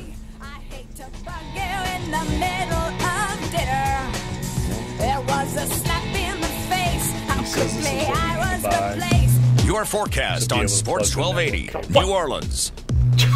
$250. Brought to you by McDonald's. From the Fox 8 Weather Center, I'm meteorologist. So who was the court stenographer in the background with the click, click? I know, that was from the Saints end. That was someone on the Saints end was typing. Somebody needs to be kicked in the balls for that. On Wednesday, yet a cooler day. I noticed it when I was playing it. I did too. Oh my gosh. Overnight lows stay in the 40s. Yeah, when I was like cutting it. It was like I was waiting for the ding. Yes, exactly. On Saturday, somebody can type fast. Nothing but the finest materials at Saints camp. Yeah. Someone get the white out. I made a mistake. Free large soft drink with any purchase every week. And right now, get any size soft drink or sweet tea for just $1 anytime at McDonald's. Limited time. Participation may vary. See MCD. All right, 2 minutes. Okay. Details. McDonald's. I'm loving it. Attention all women who have been diagnosed with ovarian cancer. In February 2016, also helps Johnson & Johnson on baby defense. powder They was only ordered to played- pay they only had $72 million 55 by a snaps. jury to women who died of you ovarian didn't- they cancer only played after 35 years of 55 using the snaps. talcum I know, baby so powder they product. shortened Yeah, that Multiple probably studies show contributed to women it. who But have I just thought it was long-term use of interesting baby powder products with that they talcum kinda for feminine stuck- hygiene can increase the risk of they're contracting playing three ovarian safeties cancer. most of If the you or a time, and family member has been diagnosed think with Green ovarian Bay would've cancer tried to and exploit used that. Johnson & That's Johnson why if they would've had shower Aaron baby powder Rodgers, prior to the they'd have been in diagnosis, trouble. call Talcum 'Cause they'd have Baby gone Powder right Helpline after today. Crawley, Jordy 800 Nelson, and- 457 I don't think this kid could do it. 3280. No, You good. may be He was, entitled like, to so substantial limited. compensation. The consultation is free, and you'll pay nothing unless there is a recovery in your favor. If you or a loved one used talcum baby powder-based products before being diagnosed with or died from ovarian cancer, call Talcum Baby Powder Helpline today. 800-457-3280. 800-457-3280. 800-457-3280.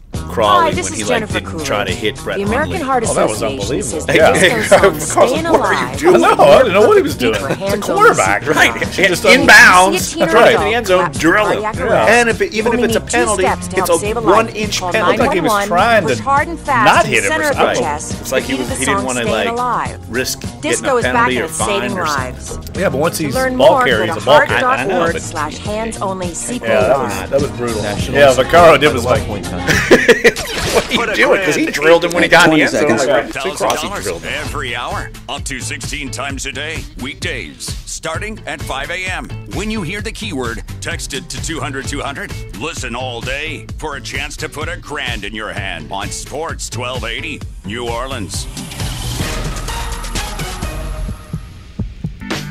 Come, my lady, come, my lady, you're my butterfly, sugar, baby. Our All-Stars bring you the inside knowledge for your home teams. Sports 1280, New Orleans. Now, Sean Payton did mention how they've got some mistakes. And that first drive, it's like they just got blown off the ball, and Aaron Jones runs for 46 yards, almost untouched for a touchdown. You're wondering, how's this gonna change? And that kid's good, by the way. Yes, he's a good player. And it goes to what we've talked about so much with this rookie class. It's another rookie who's playing well. And I think, just this overall rookie class, you've seen so much production out of them already, and it's been impressive. I've never heard of the kid. Me neither. Like, going into the draft or anything. I don't remember him at college, but he's a talented running back, and he's going to be the guy there, I think, for a while. Yeah, they're going to phase out Ty Montgomery, who became the guy unexpectedly as a wide receiver, taking over for Eddie Lacy, who basically ate his way out of the starting job. Something like that. He struggled with his weight, continued to struggle out in Seattle, and hasn't made much of an impact out there. Of course, former Alabama star, and I think he's right around the New Orleans area, right? Yeah, he's I forget, somewhere around here. Dutchtown or something like that. Seems like Gramercy? I don't know. I know that Green Bay, talking to their reporters before and after the game, this injury to Aaron Rodgers was just a crucial blow to them, because they really felt like this was a year, because the NFC's so wide open, that they had a shot. They kind of felt the same way the Saints do right now, that they got through most of their difficult part of their schedule and were poised to play a lot of games in Lambeau in the cold. And you had Rodgers playing at an MVP level, and their defense was starting to get healthy. They got their tackles back, and then you lose Rodgers.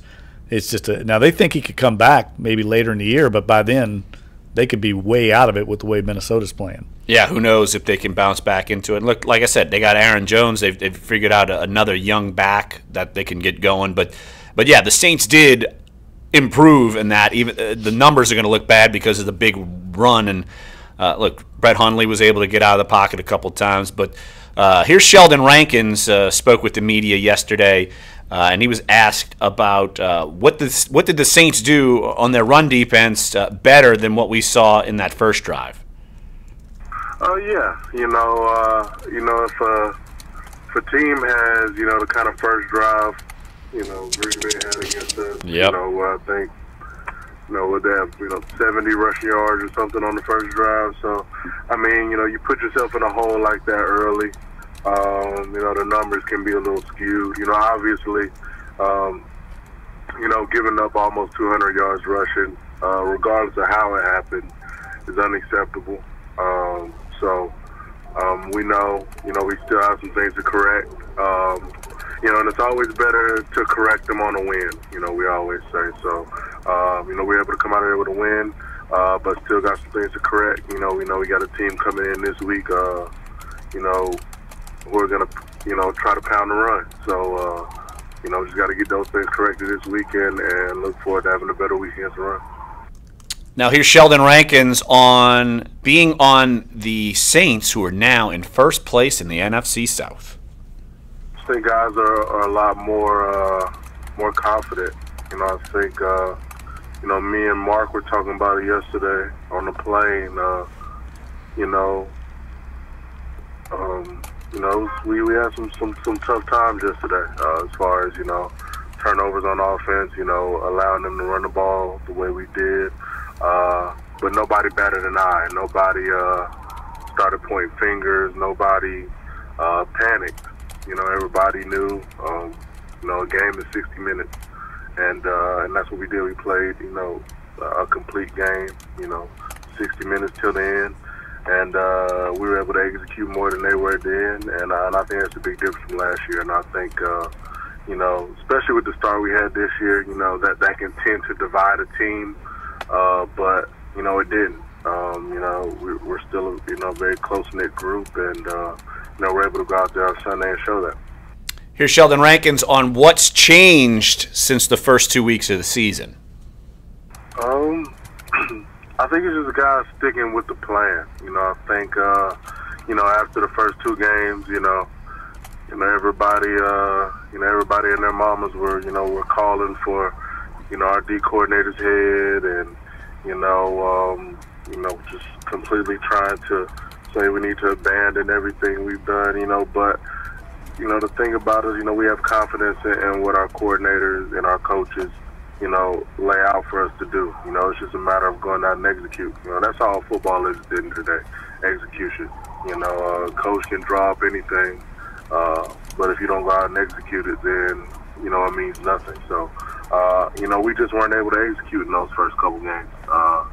But we found a rhythm, over the past 4 games, and, we're just going to look to continue that. Like I said, guys are playing with confidence, guys are having fun, guys are flying around, and that's all you can ask for on defense. If you got 11 guys on defense, flying around, having fun, and playing with the tenacity that we've been playing with, it's going to cover up a lot of mistakes. As good as we've been playing, it's not been perfect by any means, but, in a sense, the game will never be perfect. But, all you can do is go out there and play with effort and play with energy, and good things will happen.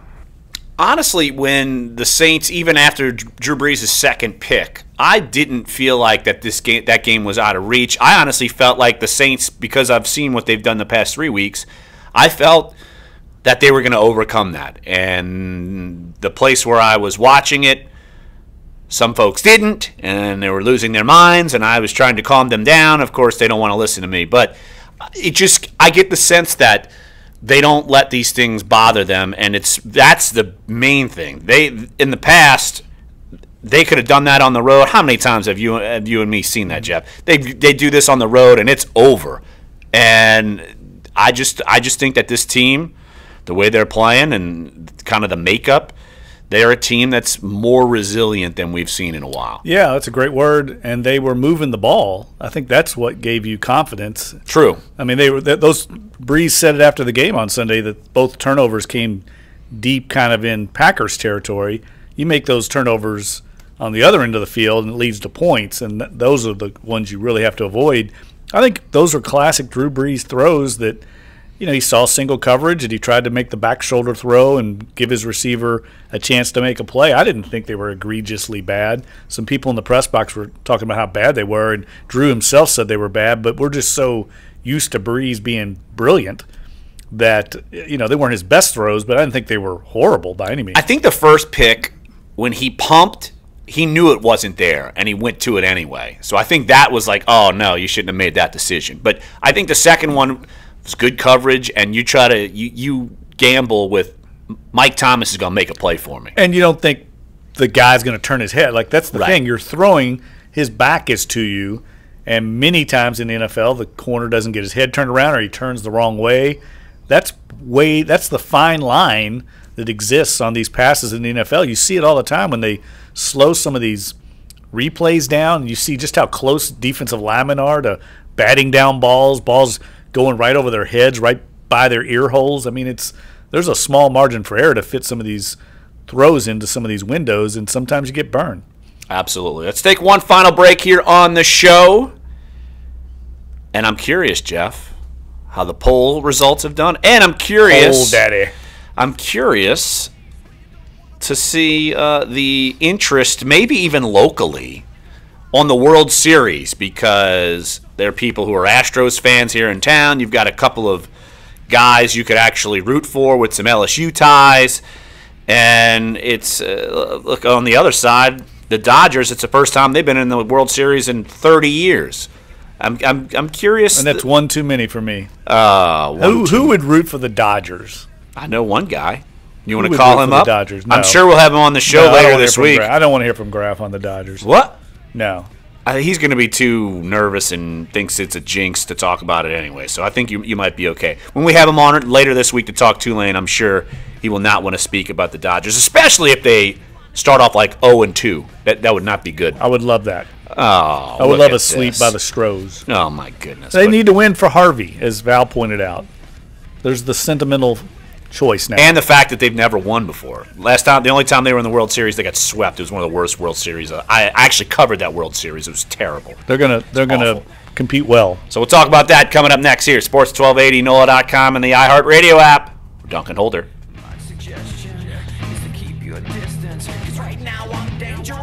Clay Travis. I'm a First Amendment absolutist. Mornings 5 to 8. I open up phone lines and let people just tee off on me and say I'm racist. Why do I do that? Because one, I know I'm not racist. And two, I think that allowing more voices to talk is always better than less. Sports 1280, New Orleans. I knew I had a problem. I tried counting calories, eating and eating. Nobody else could possibly understand. We understand. We're Overeaters Anonymous, and we have helped thousands of people stop their compulsive eating and start living a healthy, rewarding life. With OA, story, the Times yesterday on the Athletic. I did. And loving it. It's interesting. Start living the life you came across as a deserve real with help jerk. from Overeaters Yes. Anonymous. But he made some good Find points. us on the web at OA.org. It was going to get first lost. quote was crazy. Is November 18th at Audubon He was Park. getting crushed It'll be on a great Twitter day yesterday. of music, I fun, saw it. and raising Yeah. funds in the Rightfully battle so. against Right. juvenile I mean, diabetes. don't root against Go people. to JDRF.org. Well, the YMCA what do you think our second line for literacy competitors 5K say? is November 11th at City What? Park. Proceeds benefit the what you YMCA's mean, what do you adult mean? literacy program. When they were, communities, whenever helping to people make were a going to the difference in New Advocate. Orleans. Same. It was the same philosophy. I thought you were talking about just me and you.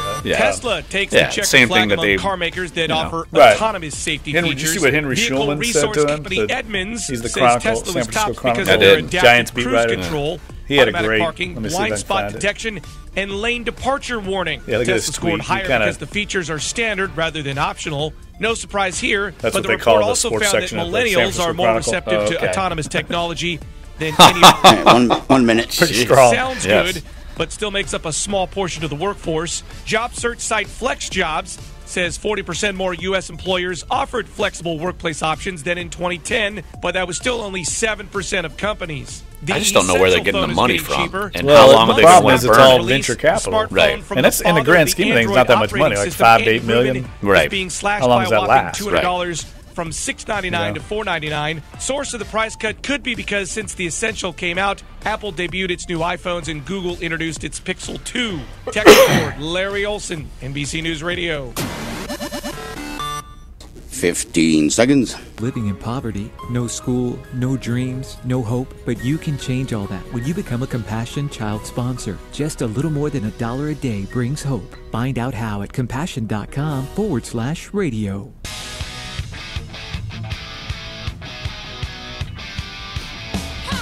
Dunc and Holder now. Josh Innes next at noon on Sports 1280, New Orleans. World Series starts tonight.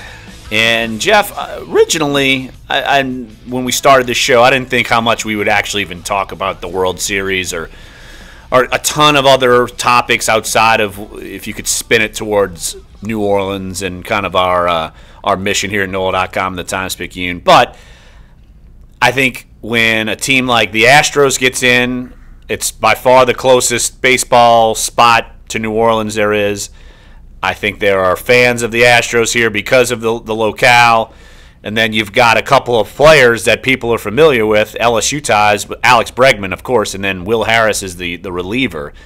I think you will have more people than, say, I don't know, Boise, Idaho. You'd have more people involved here watching the World Series than maybe you would anticipate normally. You would know this probably better than I would. Weren't the Zephyrs at one time affiliated with the Astros? Yes. Yeah, so I think you have that connection. You have the proximity to New Orleans. I know a lot of Astros fans. Jim Kleinpeter's a big Astros fan. You mentioned Glenn Gilbo.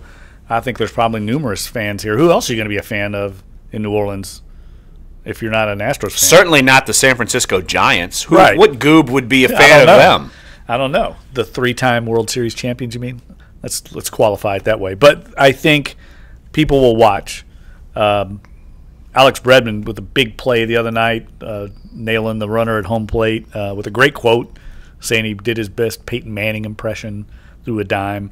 I think the Astros have one of those kind of gritty teams.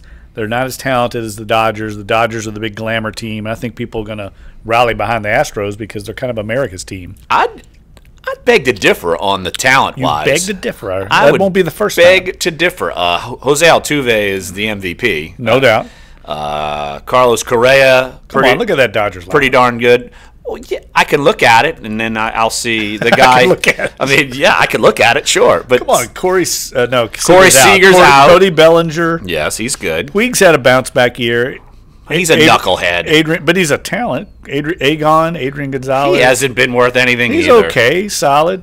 Justin Turner, I think, led the league in hitting. Justin Turner, a.k.a. the guy who protects the wall in Game of Thrones, he's pretty swell. Don't bring that up. I just spent all day yesterday with Herbie. And he was all over it. That pitching staff, come on.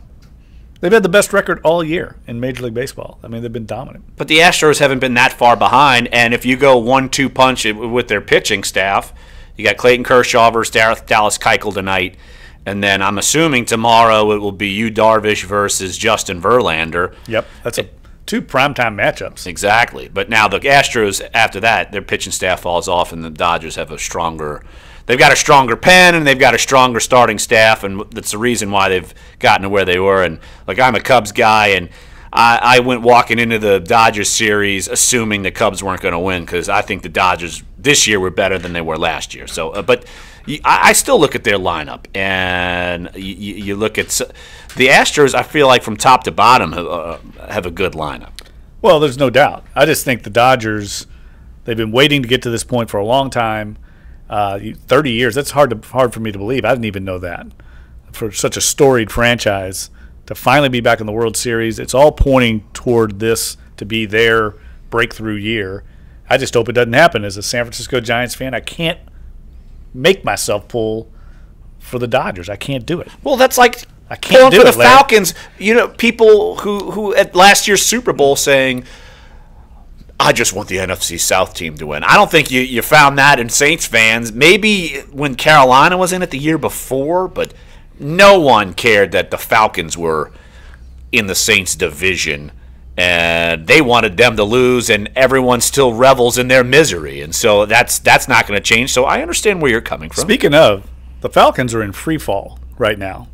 I mean, you look at it; they're fortunate to be. What's the record? 3-3. They're fortunate to be 3-3. They had a miracle win against the Lions on a fluke officiating call, and then they staved off the opening game loss to the Chicago Bears, where the Bears had numerous chances inside the 5 to win that game, or they'd be looking at like a 1-5 start. And they weren't even competitive the other night against the Patriots in a game they had to have. I think they're in trouble. And I think what's clearly missing from their attack right now is Kyle Shanahan's play calling. There's no question. And they scored 7 points against the Patriots, who were last in the league in defense. We saw that Patriots defense is not that good. What's going to keep them hanging around is If they stay around 500, say they win this week 4-3 or something, the fact that they still haven't lost in the NFC, right? That's what's keeping them around. And you get down to tiebreaker central, and that's going to keep them around. And so, look, they have a better conference record right now than the Saints. But yeah, who have they lost to? They must have lost to. They lost to the Dolphins. The Dolphins. They lost to the Bills. The Bills and Patriots at the new stadium. Supposedly this. What, $2 billion new stadium, and they can't even open the roof. It's like busted. Right, and they can't beat the Dolphins, who were just miserable. They're not a very good offensive team. The Bills actually, I'm impressed with what they're doing. I'm not. I'm impressed. I'm not. I mean, they're fine. They're okay. They're they always fall off. I'm not. If Tyrod Taylor is your quarterback, I still don't trust you. I just don't. Here's the thing: the Falcons play at the Jets on Sunday. That's a game they have to have. Yes. I mean, they have to have that one. Matt Ryan is not playing very well. I think a lot of it has to do with Steve Sarkisian's not pushing the right buttons. Ask Julio Jones. He scored, his first touchdown? Right, in mop-up time. Right. And look, they pointed this out on social media. They were on the 1 foot line and couldn't score twice. I don't understand why more teams don't do what the Saints do with Drew Brees and just leap over the top. It's not that hard. We all knew that play was coming. We all did, yes. Because Drew Brees has done it so many times. It's not hard. Why do teams try to run around the outside and throw passes from the 1 foot line? Just jump over the top. Well, Tom Brady is the king of the sneak. He has no problem doing those. It seems like, but you're right. Why don't other teams just try that? Here's something I thought in the press box. I'd like to ask you the question. Do you remember the Saints ever not succeeding on that? I think it's worked every time that I can remember. Every time Drew Brees has ever tried it? Yes. I don't think I've ever seen him get the ball knocked out, him get drilled. I can't say for 100% certainty that I know it's 100% successful, but I can't remember off the top of my head when that's failed. I asked him afterward what the technique was, and of course, typical Brees wouldn't reveal it.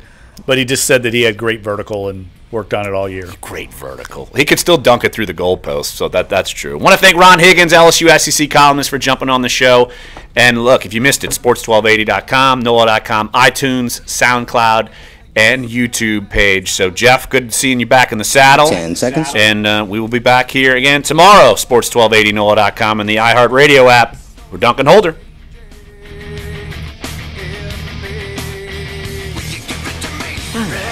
Survived another shift. All right, guys. Leave a message at the. We're still, Hi, Jamie. still on the air. We were optimistic all year. I told you. Hang in there. Oh, I was. Tell us what you I guys was. Hey, in the trombone. I was not optimistic. We'll help you find coverage options to fit your budget. Then we just all do finger snaps while the choir goes, statements coming at you, statements coming at you. Yes? No? Maybe? Anyway, see your practice tonight. I got new lyrics for the rap break. Progressive Casualty Insurance Company and Affiliates. Price and coverage match limited by state law. We're changing things up at Chili's. Even our song is changing. Our old song was Baby Back, Baby Back, Baby Back. It was a barrage because that was our thing. Everything's getting an update. Our new menu is totally different. We made your favorite things a lot bigger. We made our new burger half a pound. That's much bigger. And the ribs are 30% bigger. The fajitas are way bigger too. 48% actually. But that's like impossible to sing. I don't know, maybe just let me try it. The fajitas have 48% more fajitas. Oh, baby, Chili's is back. Baby back, baby back. WODT WNOE FM HD2 New Orleans. Listen on the free iHeartRadio app. Search Sports 1280. Would you do it with him or no? Well, we could maybe ask him if he'd want to maybe do a forward or something. We could do that. I mean, but he's probably going to want to. He's probably going to want to cut. What's the percentage go to the Breeze Dream Foundation? Yeah, right. We could do that. Probably do that. That would be smart because it'll sell. It's a no-brainer. It wouldn't be a negative. It would just be a recollection of all the question we'd have, that Lorando would have, would be now we're doing business with the Saints. And they would, if we give it to the foundation, does that look bad? I don't know. That's the question I think we have to ask. But I think whether we have him involved or not, it's a no-brainer because. How long does it take to put something together? Because if we're looking for things to provide to our subscribers, right? You know, as a subscriber, as a time speaking, you get X. Mm-hmm. Right? I don't know how long it takes. That's one question I don't know. How long? You don't know how long it took to do the Super Bowl book? No. And then we had that thing they turned around like a few weeks. That's what I was saying, yeah. But we need to be thinking about it now. You're smart to be thinking about it. Zika is still a threat, and its effect on an unborn child can be devastating. To prevent Zika, use insect repellent and condoms and dump standing water. Let's keep stopping Zika. Visit cdc.gov/prevent-Zika. This message from the Centers for Disease Control and Prevention.